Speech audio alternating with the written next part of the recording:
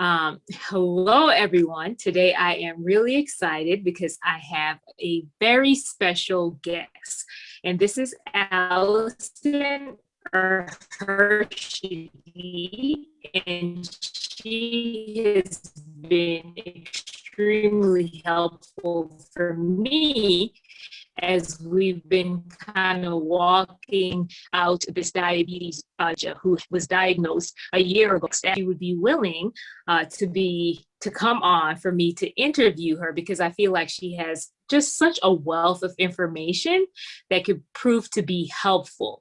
So I'll stop talking and I'll give Allison just an opportunity to kind of introduce herself, give us your credentials.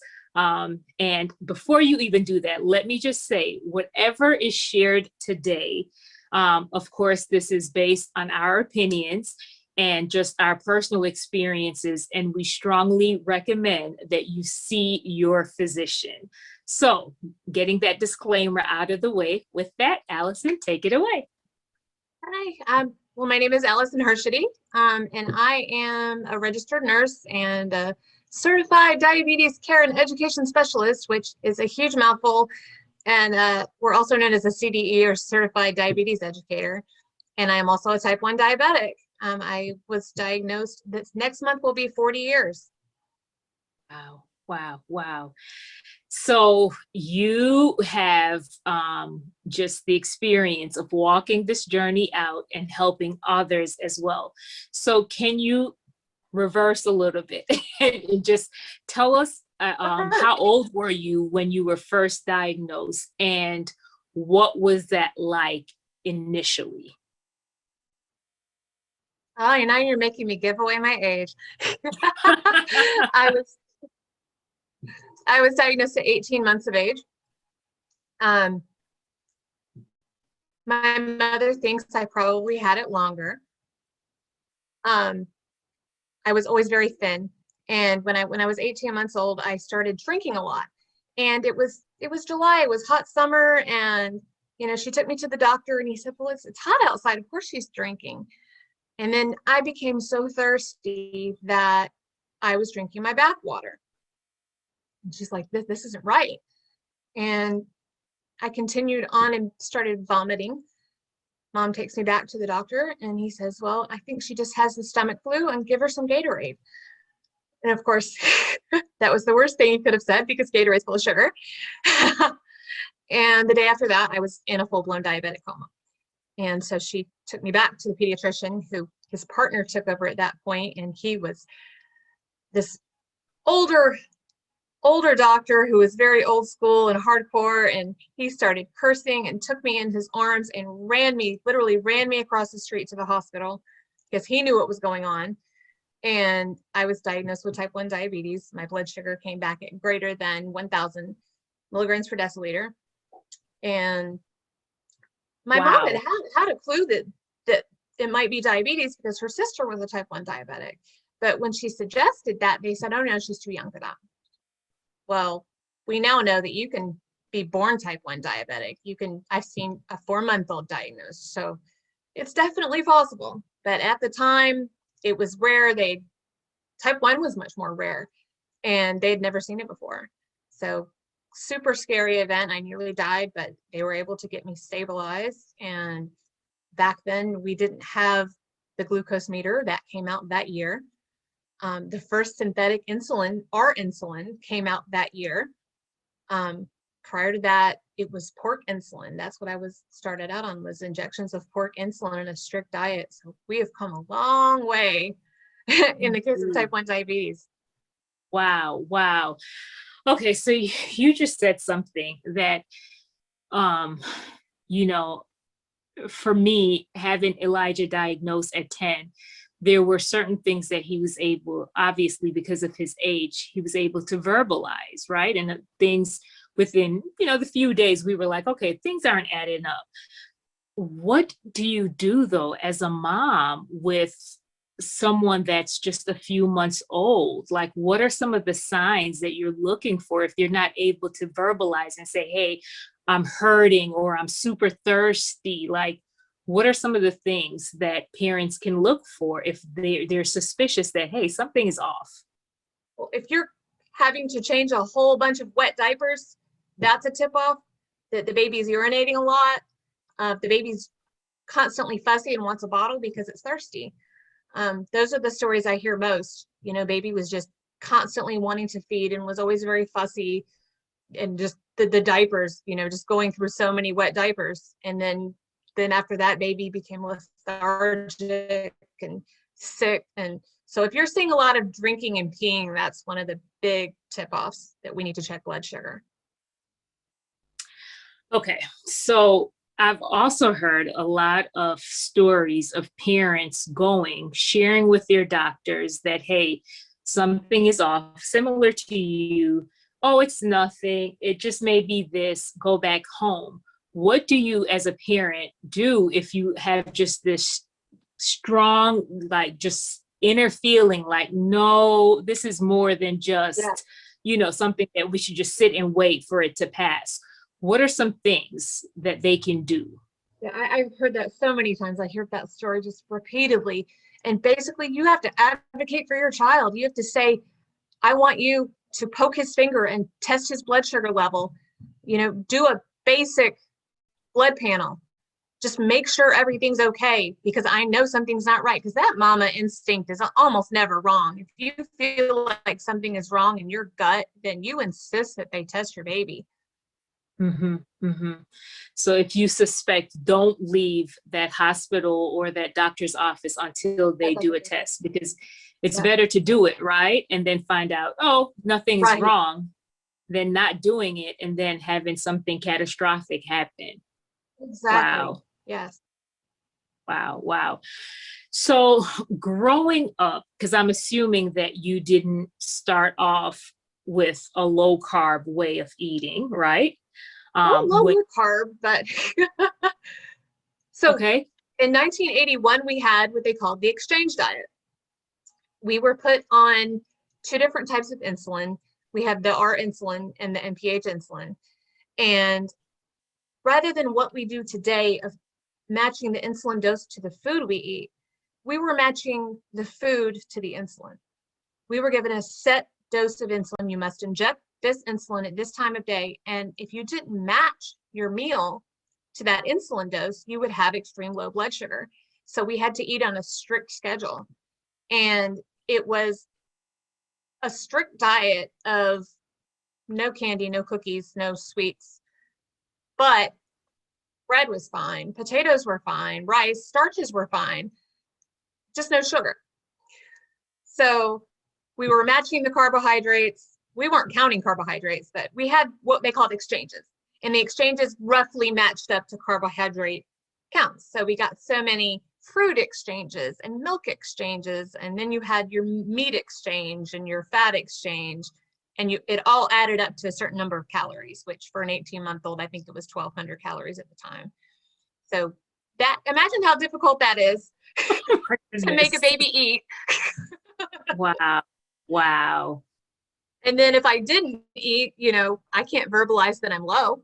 So that must have been terrifying. I know this is going down a rabbit hole, but as a young child, my blood sugar would get so low, I would go into seizures, and my mother would just have to drizzle honey in my mouth or syrup or something to raise my blood sugar. And I still have an aversion to orange juice because it was so often orange juice mixed with sugar in the bottom to get me to come to. Thankfully, we have come a long way. So yes, it was lower carb diet, but not low carb diet. Got you. Okay, so fast forward, now being out of your mom's care and just kind of growing up and having to manage diabetes on your own, at what point in time did you make the transition to the way you're eating now? Well, there was a very rough period in there before I got to that point. Teenage years were very rough. I, rebelled and wanted to be like everyone else and didn't want anyone to know, there was a problem. And when I was 19 years old, I was moved out of my parents' house. I think I may have checked my blood sugar once that year. I never checked it. I would just inject my basal insulin and eat whatever I wanted, which I had very little money. I worked retail for $6 an hour, and I ate a lot of rice and ramen noodles. So that was a scary period of time, and I'm very lucky, very blessed that I don't have severe complications. When I started checking again, it was shown that my blood sugars were ranging between 40 and 400 on a daily basis. They were 40 and 400. 40 and 4. Wow. I even got up into the 500s at times, and I would be walking around perfectly fine. I would feel kind of nauseous, that my body was so used to running high blood sugar that I would not feel horrible like I would now at, at a 200. So I started thinking more about my diabetes control after I got married. Decided, thinking about having a family in my early 20s. Became pregnant with my first child when I was 24. And at that point, it was like, okay, I need to get this under control. My hemoglobin A1C, it's a blood test that kind of measures the percentage of your red blood cells that are sticky with sugar, with glucose. And it gives an average of what your blood sugars have been running over a 3-month period. Mine was at 8.7%.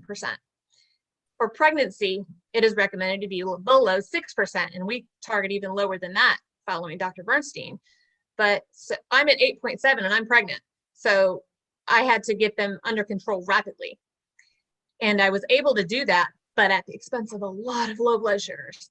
I was taking just a ton of insulin because I had been told at this point, I kind of skipped over a period here, that I was told in, early 2000, late 90s, we had rapid acting insulin, Humalog, Novolog. You can eat whatever you want. This is what they told us. And this is what they tell parents to this day. Your diet doesn't have to change. You can eat whatever you want and take insulin to cover it. And I learned that this was not the case.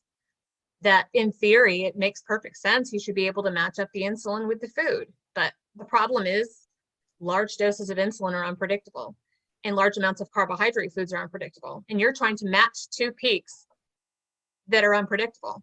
And that's almost impossible. You're either going to go too high or too low. So my blood sugars were not well controlled, even though I was told I could do this. So I'm taking a lot of insulin. I'm running very low blood sugars, which caused me to gain weight. And I ended up, I had a healthy baby, thankfully. Had 2 healthy babies. After my second baby, I was up to 210 pounds. I was 30 years old and taking 15 prescription medications. I was on blood pressure medication because I was hypertensive. I had high blood pressure. I had high cholesterol. I was depressed. I couldn't sleep. I was on antibiotics all the time for upper respiratory infections, and always sick, always tired, never felt good. And I kind of hit rock bottom. Around my 30th birthday, I said, I've got to do something. I've got to change. Something's got to break here. And I came across the website of a man named Steve Cooksey, also known as Diabetes Warrior. And he is a former type 2, or I guess well-controlled type 2. He went on a low-carb diet and lost 75 pounds and stopped all of the diabetes drugs. And I initially found his website. A fellow type 1 had pointed it out and said, look at this guy. He's claiming you can reverse diabetes with a diet. And I was so angry. Like, what is wrong with this person? And I wrote him a nasty email. Like, you can't say that. You can't say you can reverse diabetes. Type 1 diabetics will have to take insulin for the rest of their lives. And no. I meant type 2 diabetes. But a low carb diet can help type 1 diabetes as well. And he kind of explained the logic behind it.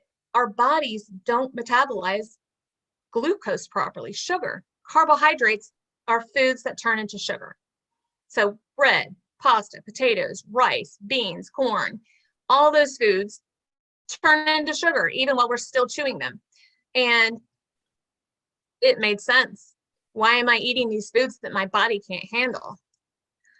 But at that point, it came down to I didn't want to give them up, because I had been on a strict diet, my whole childhood, and I didn't get to have trick or treat candy or birthday parties, or, I was the kid who took celery sticks. And it was like, no, I want to eat whatever I want. So this was an internal fight, but I finally decided to just give it a try. And honestly, my main thought was weight loss. I wanted to lose weight. I was unhappy with the way that I looked and the way that I felt. So I started this diet, and I ended up losing 55 pounds over a 10-month period, and I was able to drop all those medications except for the insulin, and I cut the insulin in half. So, wow. I still wasn't where I wanted to be blood sugar wise though. I had better blood sugars, but they were not normal blood sugars. They were still higher than they should have been. And at this point, Dr. Bernstein had been pointed out to me, but I had just kind of written him off. That this guy is extreme. This guy is hardcore. For those who don't know, Dr. Bernstein is a type 1 diabetic who is 87 years old, or he's going to be turning 87, I think, next week. And he has had type 1 diabetes since 1946, when he was 12 years old. So he's had it 75 years. This doctor has no known complications. He reversed all his complications. He had chronic kidney disease level 3, and he was able to reverse this by normalizing his blood sugars with a low carb diet. So he wrote this book, Dr. Bernstein's Diabetes Solution, which is like my diabetes Bible. And I finally gave it a real read through. I had kind of skimmed it up to that point and like, oh yeah, I'm following Dr. Bernstein, I'm eating low carb. And it is so much more than low carb. It is low carb plus a whole bunch of protocols of insulin dosing techniques. And once I started following Dr. Bernstein's protocols, that's when I actually normalized my blood sugars, and my hemoglobin A1C got down to a 5% for the first time in 2014. So that's when that really took off. Yeah. Wow. Wow. So you said two things that I want to touch on. You said that, you know, when you first heard from the diabetes guy, the guy that had type 2, and your biggest thing was, I don't want to change.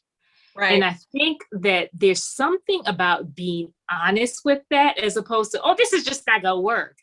I think that it's important that we take a step back and say, do we question whether or not this is valid, or do we question our ability to actually stick with this or even wanting to do it? And I think those are two different things.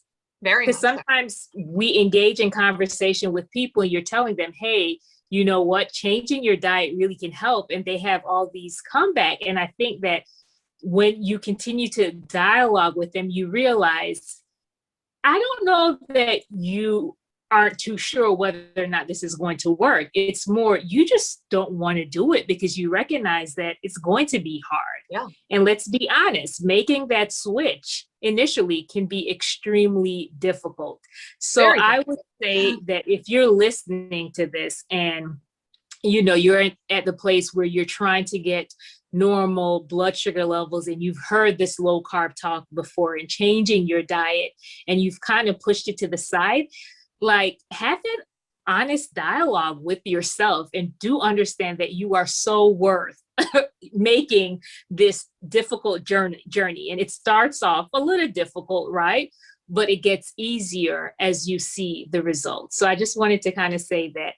The other thing that you said that I think is really important for people to know concerning Dr. Bernstein is that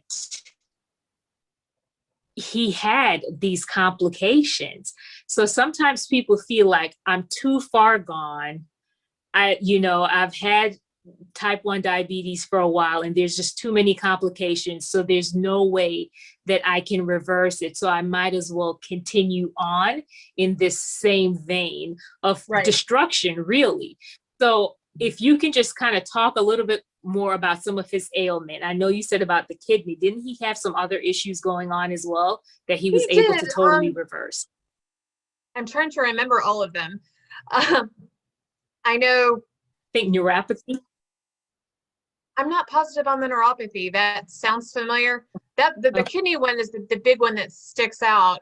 I know he mentioned, he actually had what he calls dementia. During college, he dropped out of college to be a physicist because he couldn't handle it, and he had severe hypothyroidism as well, and something else that gastroparesis. That's one he mentioned.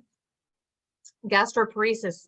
It's damage of the vagus nerve. The vagus nerve controls smooth muscle movement. So your digestion, your heart rate, all the things we don't control in the nervous system that are just kind of automatic, the vagus nerve controls those. And when it's damaged, the stomach won't empty like it's supposed to.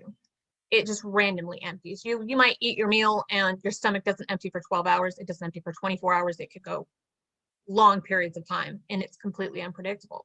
So when a person has diabetes and they're trying to control their blood sugar, gastroparesis could put a big dent in that. It's very difficult because you inject your insulin and then that food doesn't empty. So you go low. And then randomly it all empties and you're super high. And it's just this unpredictable trying to chase it down. And I believe he said he had some gastroparesis issues, chronic from heartburn, nausea after meals, and just the whole slow digestion. So that was one of the big things he was able to reverse as well. And I actually had similar issues myself and was able to reverse them after a few years of normalizing blood sugars. Wow. Wow. So it's not like 1, 2, 3, and then in 3 days, everything just disappears. It takes time. It takes a while. But it's possible. Yes, absolutely. And read the book because there are things that I'm missing. Okay. Yeah, definitely. One of the things I remember that sticks out, and this kind of sounds silly, but he said he had fatty deposits on his eyelids. That was a complication of diabetes that went away. And I know he mentioned like double vision is one, dry elbows. Like a lot of people have dry elbows, but he says that diabetics tend to have really, really dry elbows because they aren't sweating properly. And their feet will be really dry because they're not sweating, or the moisturization isn't happening. He has like 100 different things he checks for. The moons of your fingernails. If you're missing the moons of your fingernails, that could be a complication. And I personally have them on my thumbs. I have a little bit here, but the rest of the fingers are missing. So that is one he would call a complication.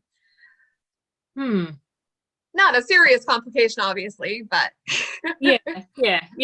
One we can live with. Yes, but I have watched people reverse their neuropathy. I have watched them reverse retinopathy. I had a spot of retinopathy myself. And retinopathy is when the blood vessels in your eyes become so damaged by sugar, they start leaking, hemorrhaging blood, and this leads to blindness. My mother actually became legally blind from diabetic retinopathy. And so that's a big motivator for me. But the spot of retinopathy reversed itself because of normalizing my blood sugars. So I had just had an eye appointment last week, and he said my retinas were pristine. You couldn't even tell I was.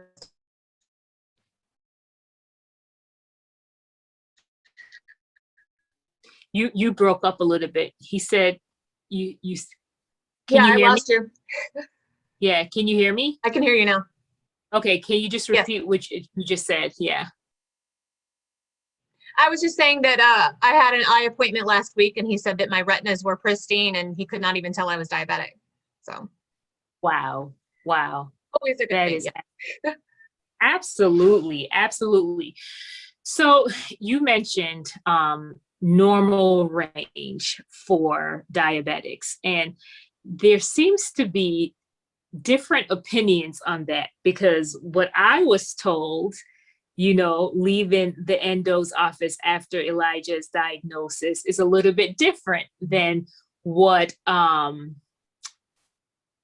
Dr. Bernstein suggests in his book. So can you kind of talk about that a little bit? Yeah. The typical time and range that we're told is between 70 and 80 or 180, milligrams per deciliter. And 180 is more than double a normal blood sugar. But these are the goals they're giving us as type 1 diabetics. They're saying as long as you are under 180 after 2 hours after your meal, you are perfectly fine. Well, there are numerous studies showing that blood sugars, even above 140, are causing damage. They're causing organ damage. So Dr. Bernstein's goal is to have normal non-diabetic blood sugars. And a lot of people who might be watching this will probably laugh at that. A type 1 diabetic with normal blood sugars, that's not possible. It's not possible to control type 1. And that's what I believed, the majority of my life growing up. I remember coming across a type 2 diabetic who was complaining about their 150 blood sugar, that it was high. And I'm like, he's calling a 150 high. Like, this guy has no idea what we go through. He doesn't know what he's talking about. And now I consider a 120 high. Like, I start feeling off when my blood sugar is at 120 because I keep it in such a tight range. It's actually at 120 right now. I just took a correction. So Dr. Bernstein's recommendation is to keep blood sugars in the non-diabetic range. And according to him, a healthy, non-diabetic, non-obese person is going to run around 83 milligrams per deciliter. And that's a really odd number, I know. But that's the number he came up with. He had meter salesmen back in the day come into his office, and he would always have them demonstrate their meters on themselves. And they would almost always invariably end up around 83. So that's the number he said, okay, this is normal non-diabetic blood sugars. Makes sense. Right? So that's the target. We target 83. And you're going to see some variation after meals, but the goal is to keep that variation minimal. We want to keep the blood sugars in that range as long as we can. So we might go a little low, a little high, but it's easily correctable because of one of the main tenets of Dr. Bernstein's book is what he calls the law of small numbers.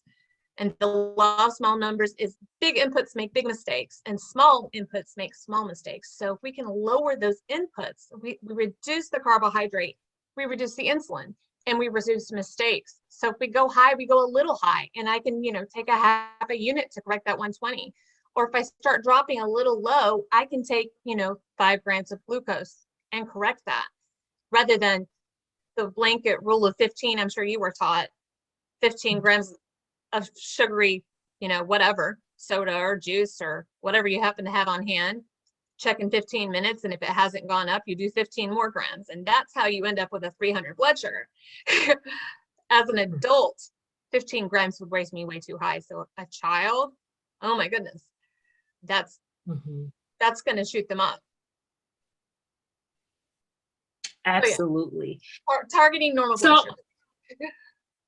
Yes. So as we talk about normal blood sugar, people may say, okay, what's the big deal? Can you talk about some of the long-term effects of having continuous high levels?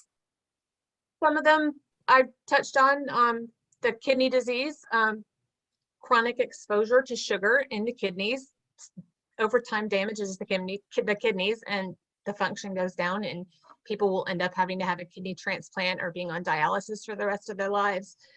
I've seen people go blind. I know people who were diagnosed around the same time as I was, if not later, who were my age, who are now legally blind, who are now in kidney failure. Amputations. That's a big scary one. That was always scary for me as a kid, losing a limb, because when you start getting that neuropathy, you don't feel pain in your feet. So that's why diabetics are always advised to wear shoes, don't go barefoot, because you might step on something and you don't feel it. And then you didn't notice you stepped on something, and all of a sudden you get an infection and you don't notice it until it's really bad. And because of high blood sugars, we're healing slowly. The healing is delayed. As sugar slows down those white blood cells in your bloodstream that fight infection, makes them all sluggish.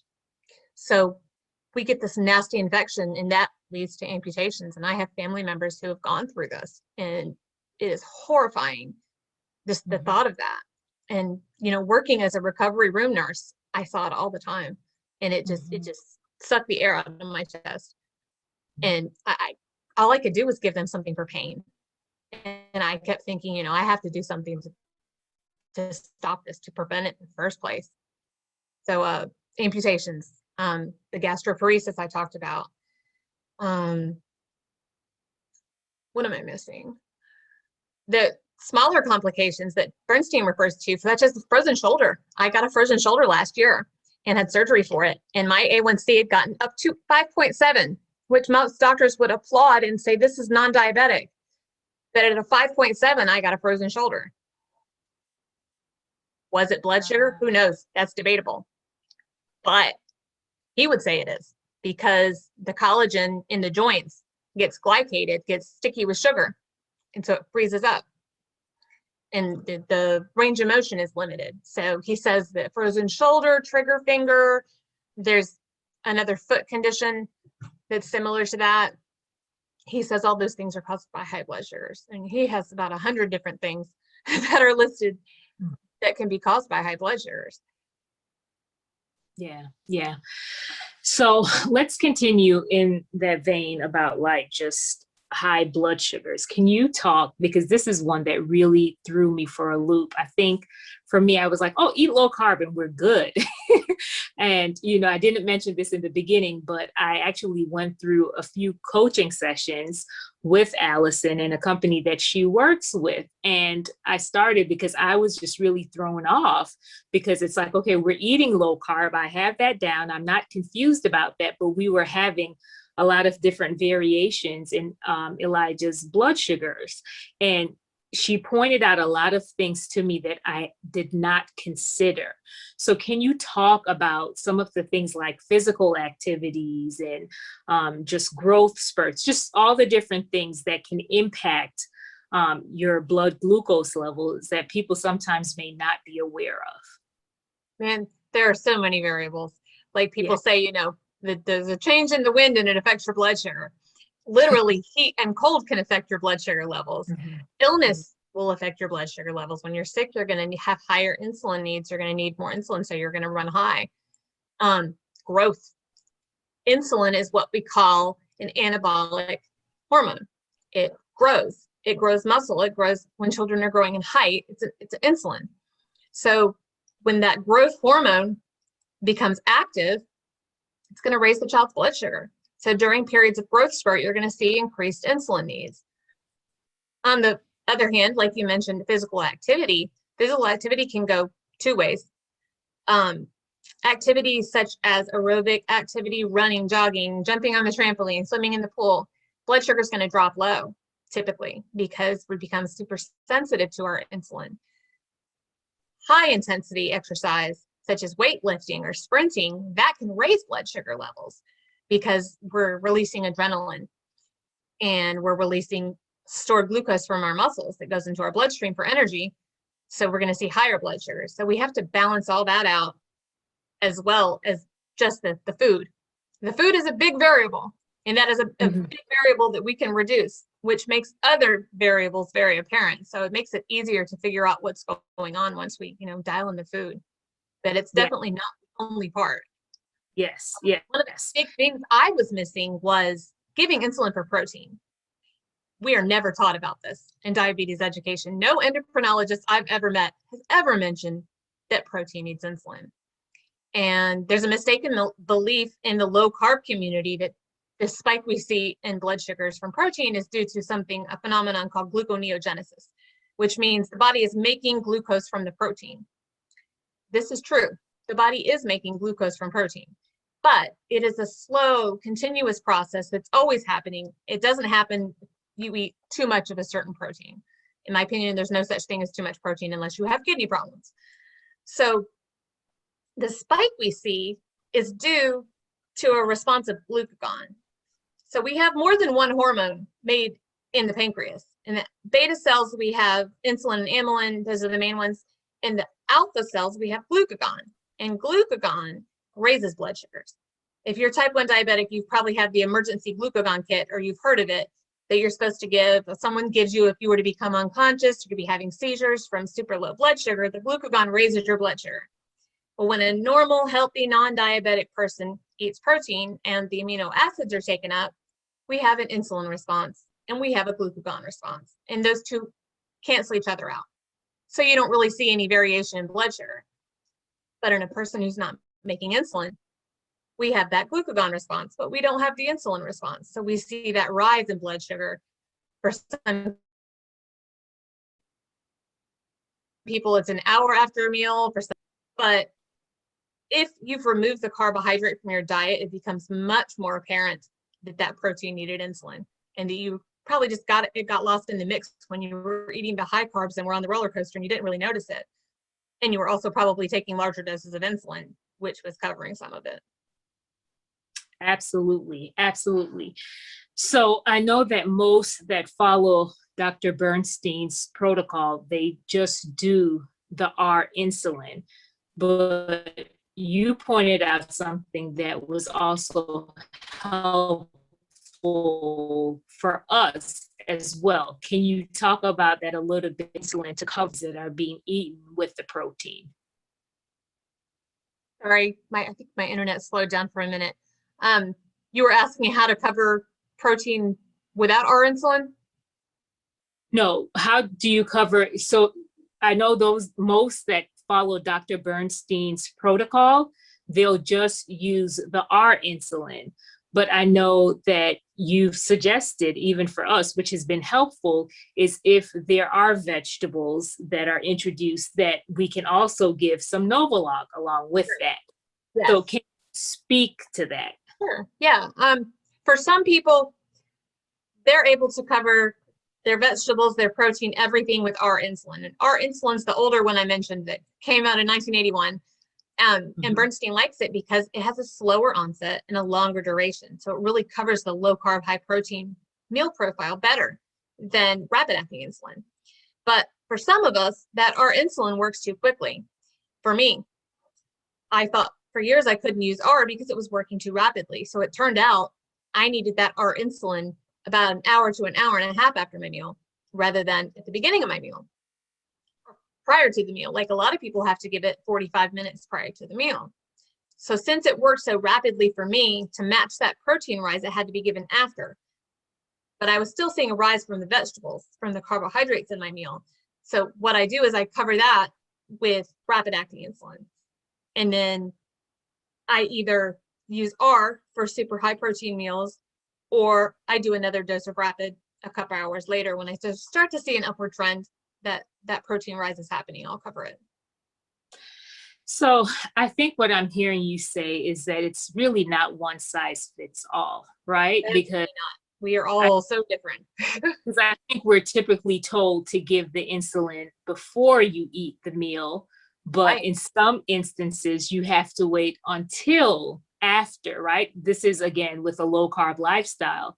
Right. Sometimes you may have to wait until after. So it's just best to kind of pay attention. Depends on your own body's metabolism. Mm-hmm. How long does it take to spike from that protein, and how long does it take for that insulin to become active and then to match that? Mm-hmm. So that takes some time and testing and math, but a lot of this is trial and error. Yeah. Yeah. And speaking to the trial and error, I want to reverse a little bit and speak to the different activities, because I think it can really, really throw you off. Because initially I was under the impression that when they're doing physical activity, regardless of what it is, that takes them down. And I noticed that when Elijah got back into more like competitive basketball, he was going super high. And then recently, within the last 2 weeks, we had a new discovery. We started going to the pool and he was going super low. And after it happened the second day, of course, and to your point of, I think when you are on point with the way you eat, you're able to pinpoint the different things that's creating, a different response. So we noticed that with the swimming, I mean, he was going really, really low. So pay attention to your body. And again, don't just stay stuck in, this is the rules, this is what I read, but your body does let you know. Right. Yeah, those competitive sports, especially this adrenaline rush they get, that will spike blood sugar. And that can be quite tricky because adrenaline spikes tend to end up in lows later on. You treat that high and then all of a sudden you're crashing. So that can be difficult. Yeah, for sure. So, something that we're still trying to figure out with these different activities. It's certainly a little bit different this time around this year. And another thing that I want to speak about, because that's kind of the predicament that we're in right now, is when you have a child that's still somewhat honeymooning, right? Some days be unpredictable. So what would you say to a parent who's kind of trying to work through all of that? the honeymoon is so unpredictable that it's such a stressful time. And part of you wants to prolong that honeymoon period because it means some of their beta cells are still active and they're still making some insulin. So you want to promote that, but at the same time, it makes for unpredictability because the pancreas might decide I'm going to work today and then not work tomorrow. So it's being very aware of your blood sugar levels and checking them frequently if you're not on a continuous glucose monitor. The continuous glucose monitor helps a lot. You can see what's happening in real time, so you can make adjustments. And since you're using long-acting insulin that's more flexible, Levemir, that is quite helpful when these things are happening because you can very quickly adjust that basal insulin to change for the changing insulin needs, whereas some of the other insulins are very long-acting and they can take a while to see a change. So honestly, just watching blood sugar levels and seeing what's happening and adjusting as needed. Yeah. So you touched on something that I want us to talk about just for a little bit.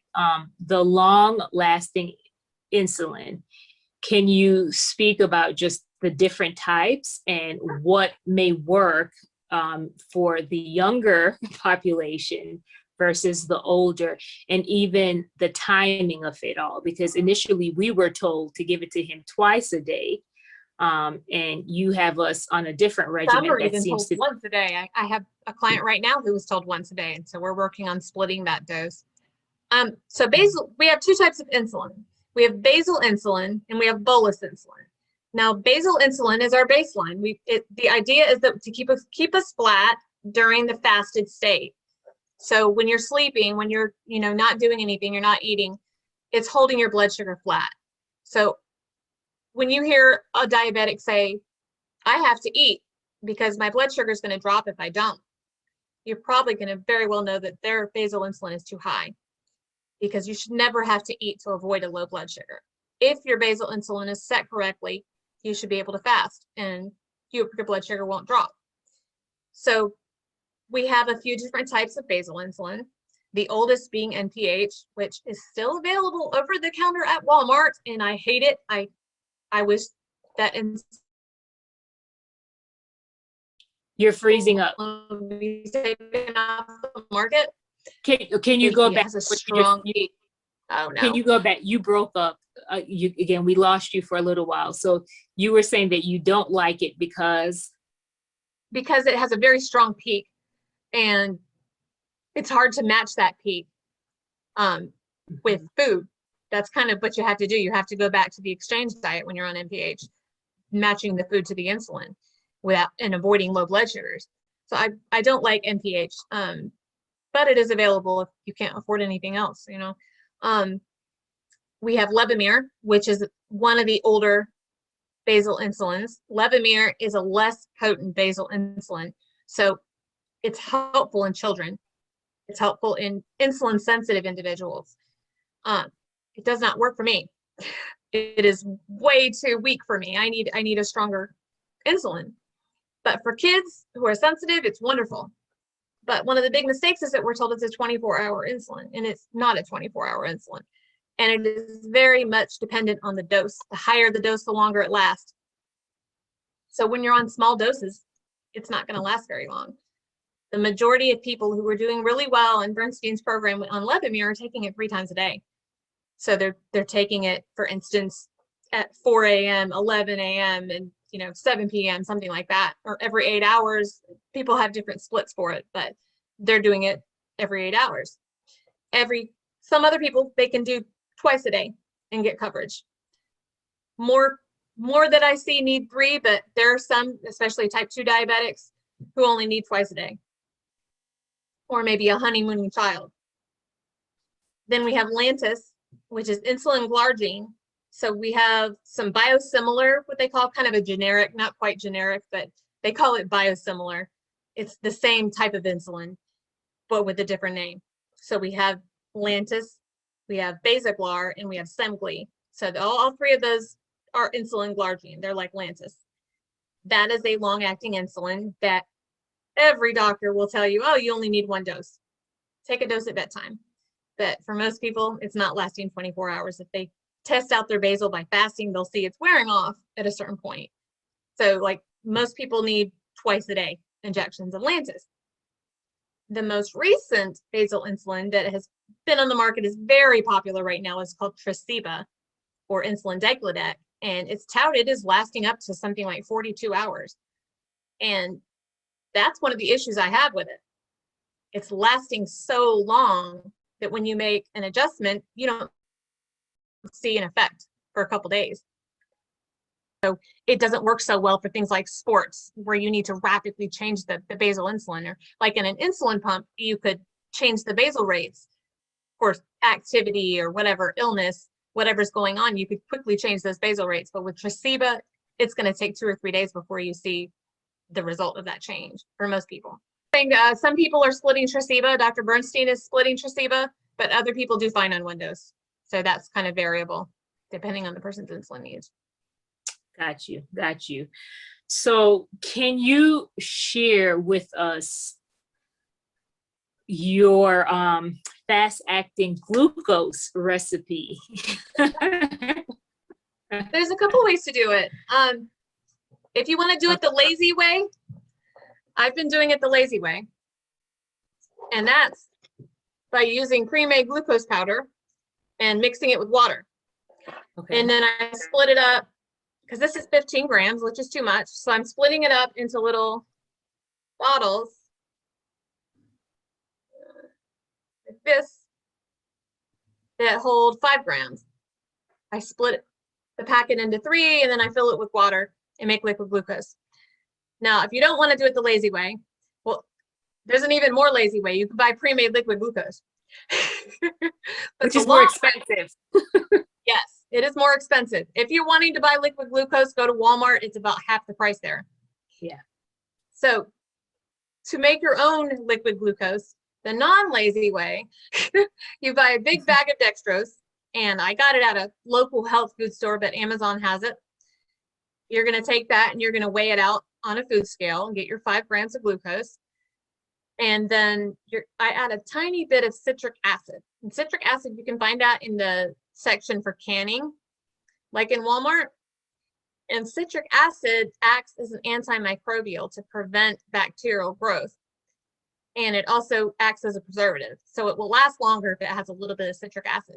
But citric acid is very sour. So like if you ever did a recipe for sour candy, it's got citric acid. So you want the tiniest amount or it's just going to be sour candy. And then flavor it with whatever extract I feel like. They have a whole ton of different extracts in the store, like raspberry extract, strawberry extract, orange extract, just to give it a little flavor so you're not drinking straight sugar water. But I love, love, love liquid glucose because it's just so much faster than the tabs or the candies. And since you mentioned that, I will say that was one of the other main things of Dr. Bernstein that I was not doing, treating low blood sugars with glucose only. Because I've been taught, you know, anything that has sugar in it, you can use. So is it crackers and peanut butter, or is it cereal or an apple, whatever I happen to have on hand, I would eat to bring up the low blood sugar. And then I would end up going through the roof high blood sugar later on because it was unpredictable and too much. So using measured amounts of pure glucose, you can give precise doses to match, to get your blood sugar to the target level exactly without going too high. So it's not just eating any random sugar. It's like you were saying, there's benefit to doing the glucose. Well, I'm pretty excited about it because I ordered my things on Amazon, and because after a few days at the pool and him dropping low, I was like, you know what, we need to get this going. So I plan to make those soon. So I'm curious, with the citric acid, how long can you leave them out for once you make them? Leaving them out at room temp, I get about a week. And then I've heard people say refrigerated, they get about 3 weeks. Okay, awesome. Okay. All right. So do you have any other diabetic hacks up your sleeves? Like anything that you would like to share with us? Oh, so many. Dr. Bernstein talks about giving insulin in the muscle, which we are never taught about, and that sounds super terrifying. But For me, it was a shot in the arm. When I was a little girl, my mom was trained to give me my arm shots in the deltoid muscle right here. Now they tell you use the fat in the back of your arm, but back then they said give her the shot here, like a flu shot. So that was an injection in the muscle, and I never realized it. So when I heard about Dr. Bernstein suggesting injecting in the muscle, it was like, huh, that's just a shot in the arm. So I tried it, and it works so much more rapidly.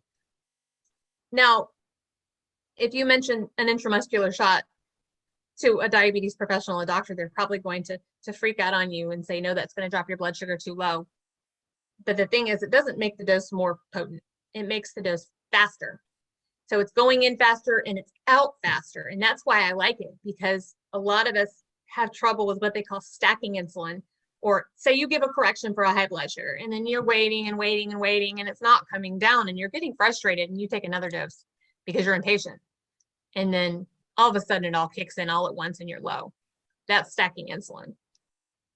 Giving the injection in the arm can reduce the risk of stacking because it's out of your system faster. So that's one of the things I love.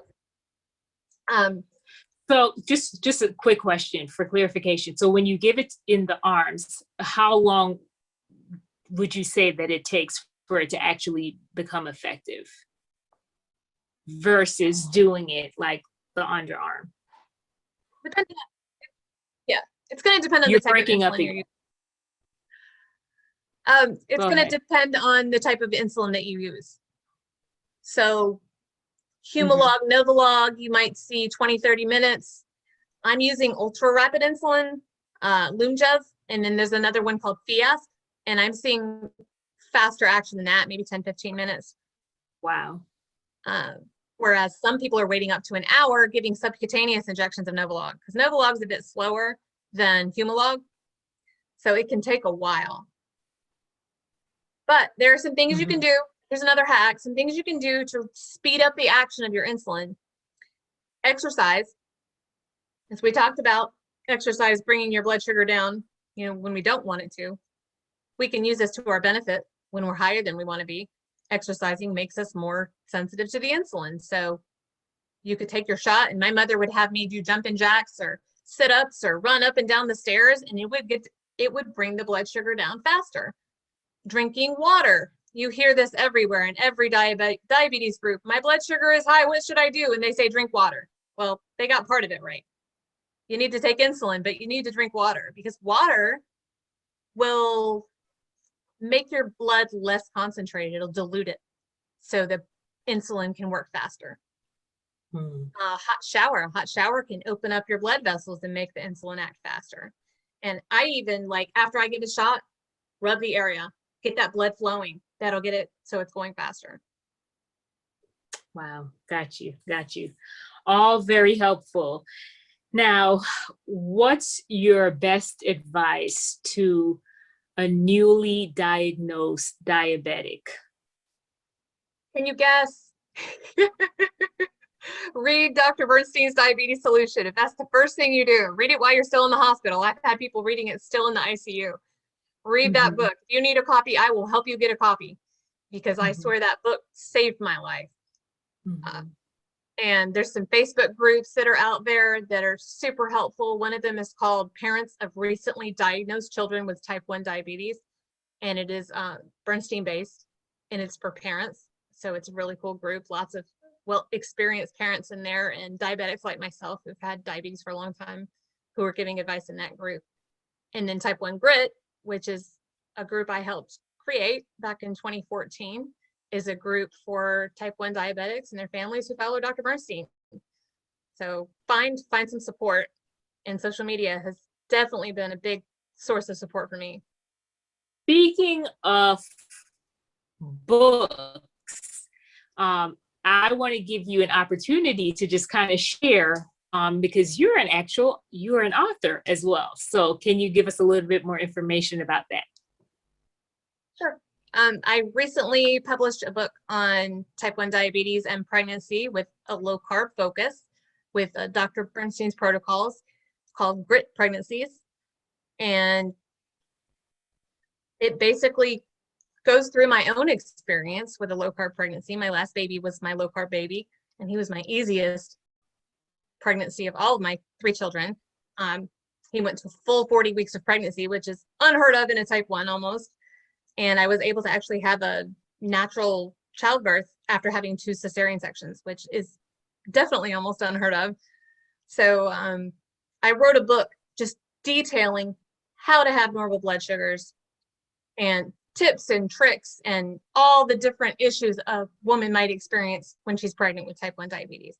And that is called Grit Pregnancies. And you can get it on Amazon, Barnes and Noble, any of the online booksellers have it available right now. Awesome. Awesome. Well, I'll be sure to leave some more of that information in the description box. And can you also tell us about just the coaching company that you're working with?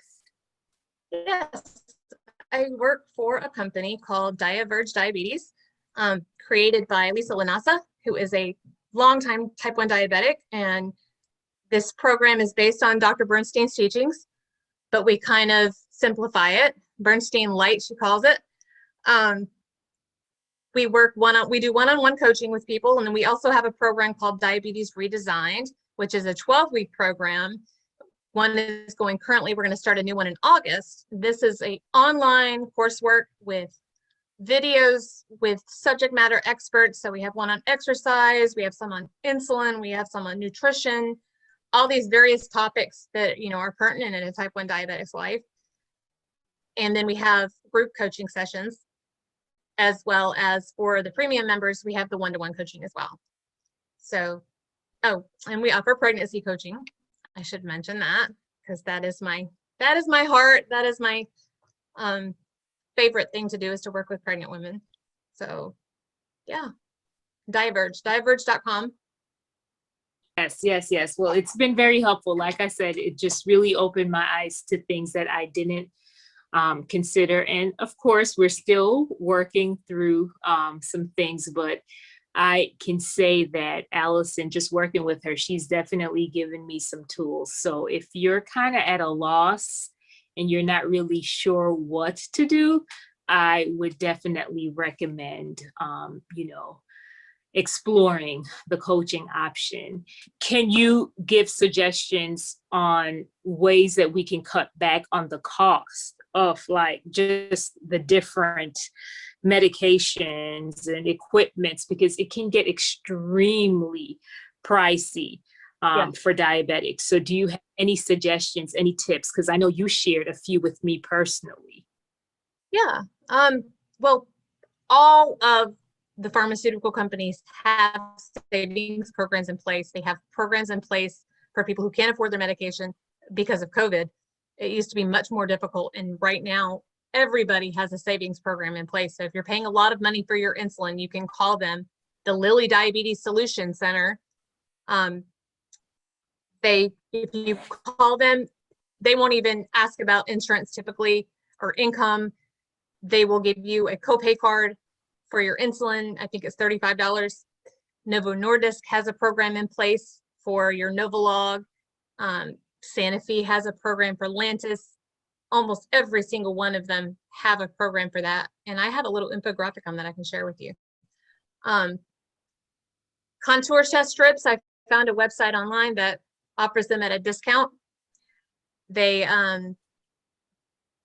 not Walgreens, CVS has 70 bottles of 70 strips for, I think, $35. And then you wait till your CVS coupons come, which I sign up for their emails, and it gives you like a 40% off coupon. So you can do that to save money on strips. There are subscription services. Sorry. Okay, quick question for you. For the strips, are you saying CVS? Was that the online site that you were speaking about, or is that separate? Okay, so CVS, we have that option, but then there's also an online site that you found. Do you remember the name by any chance? I don't off the top of my head. I can get back to you. Okay, yeah, and we could leave that in the description box as well, yeah. Sure. I'm trying to think what else. I order my syringes online, pen needles online from ADW Diabetes, and that I think that's a somewhat discounted rate. What else? Dexcom has a voucher program that if you go through your pharmaceutical benefit rather than your medical benefit, you can get a discount on Dexcom supplies, and I can get you the address for that. And I'm trying to think what else. As far as food goes, shop seasonal, shop the perimeter of the store, buy the veggies that are in season, buy frozen vegetables. Frozen vegetables are just as good. Canned might not be as great, but frozen vegetables are good, and you can buy them for 88 cents at Walmart. Buy whole chickens. If you buy a whole chicken and cook the chicken, you're going to save a lot of money. Canned proteins, eggs. Eggs are 79 cents. Eggs are a good, cheap source of protein that are nutrient dense. There's a lot of good options. They may not be as fun options as buying, the low carb cereal, but there are ways to do this to save money. Okay, so as we're speaking about food, can you just tell us what does a typical day of eating look like for you? So a typical day of eating is probably going to be different than for a child, but I skip breakfast and I call it intermittent fasting, even though it's not really. I just don't like breakfast, but intermittent fasting can be helpful. So I do coffee. I do coffee until about 1 or 2 p.m. And then I'm going to eat a protein and vegetables. I buy these little trays from Walmart that have like broccoli and almonds and a cheese stick. And then I pair that with a protein, or I'll do a salad along with a protein. So a couple hard-boiled eggs or leftovers from the night before, whatever, protein source I have on hand. And then dinner, meat and a vegetable almost always. We will do sometimes things like beanless chili, or I'll do spaghetti with shirataki noodles, which are like 0 carbs. One of them is called Healthy Noodles. You can get at Costco. I like those a lot. But usually it's like steak and broccoli, pork chops and green beans, things like that. Really simple meat and vegetable.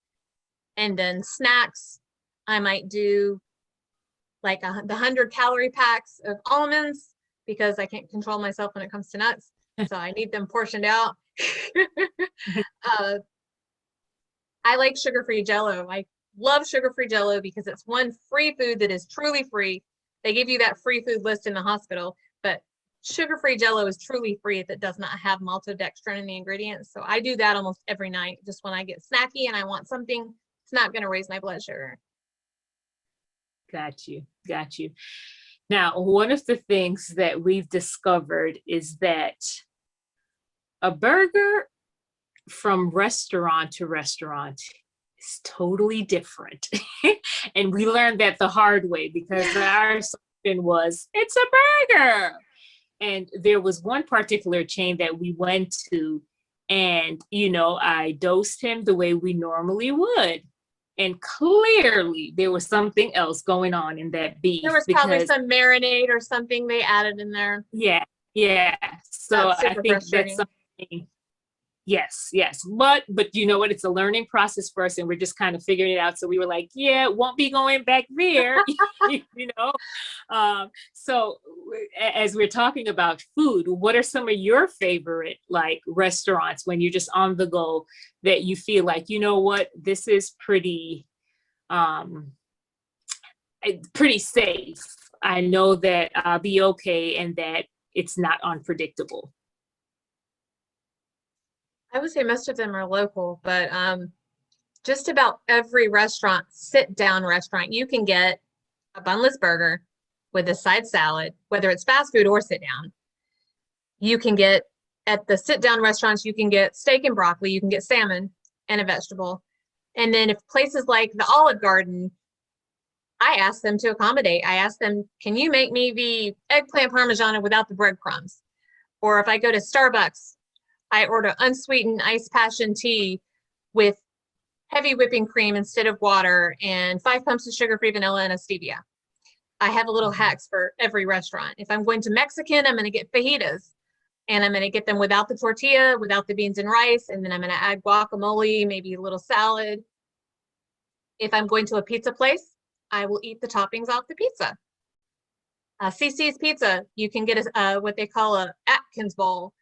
They just put whatever toppings, cheese you want, into a tinfoil bowl, run it through the oven, and you have this amazing, tasty dish that my kids are like, that looks better than my pizza, Mom.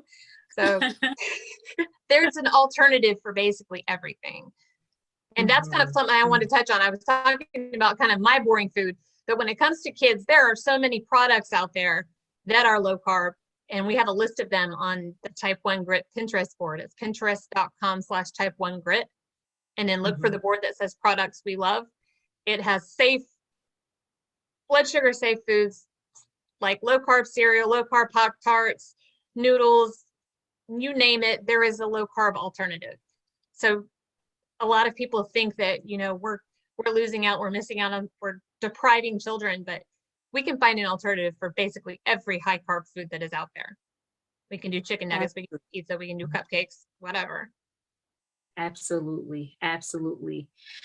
And, you know, truly, I think that the children, their palate changes too. And Yes.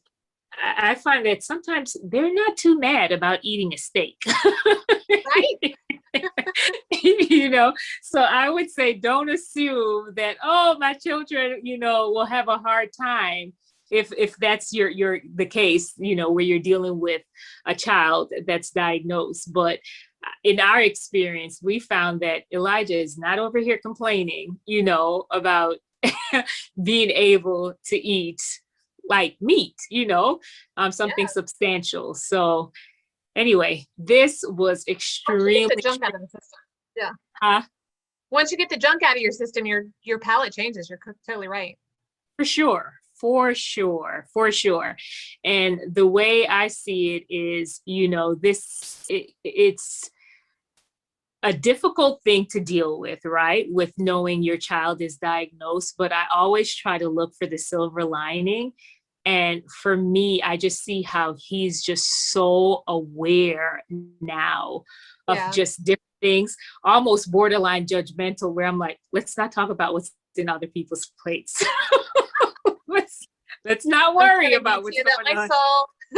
Yeah, like even though I'm looking too, right? Yeah. And I'm just as guilty, but I'm like, no.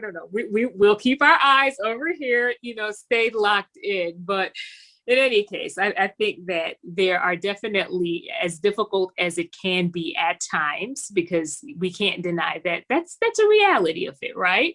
The fact that you have to think before you put anything in your mouth, and that you have to pause sometimes and take insulin. I don't think that we can say, oh, we eat low carb and just everything always is wonderful, because he has his moments where I feel like it hits him, but it's so worth it. It's so worth it.